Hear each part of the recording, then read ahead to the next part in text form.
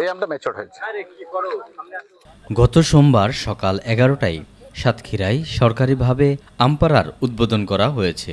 সাতক্ষীরা সদর উপজেলা ফিংড়ি গ্রামের বেল্লাল হোসেনের বাগানে গোবিন্দভোগ আম পেড়ে এর উদ্বোধন করেন সাতক্ষীরার জেলা প্রশাসক মোস্তাক আহমেদ।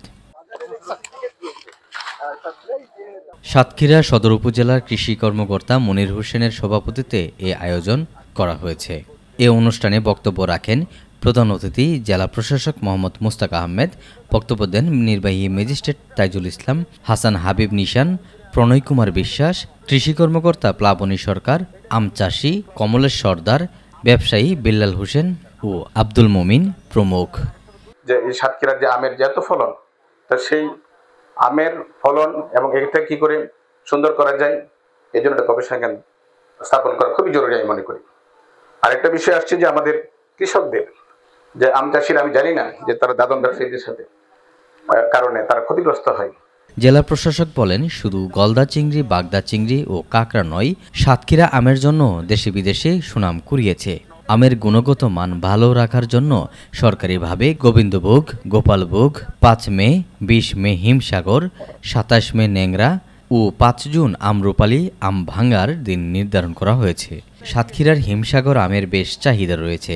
আমের বাজার বাড়ানো, আম চাষিদের সরকারি সহায়তা প্রদান ও সাতক্ষীরা আম সংরক্ষণে হিমাগার তৈরির ব্যাপারে তিনি উদ্যোগ নেবেন। কারণ আমরা জেলা কৃষি ঋণ কমিটি আছে, আমি সেই কমিটির সভাপতি।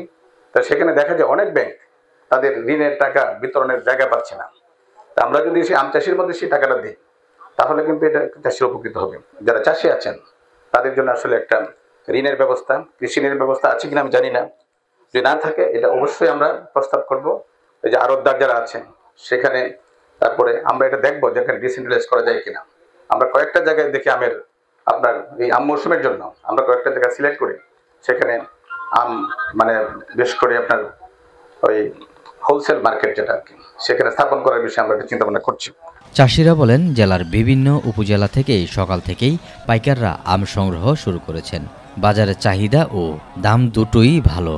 প্রসঙ্গত, এবার জেলায় 4135 হেক্টর জমির 5000 আমবাগানে 70,000 হেক্টর আম উৎপাদনের লক্ষ্যমাত্রা নির্ধারণ করা হয়েছে। কমপক্ষে 5000 মেট্রিক টন আমের গুণগত মান রক্ষায় আম পাওয়ার জন্য গত 30 এপ্রিল বাজারজাতকরণের সময়সূচি ঘোষণা করা হয়েছে।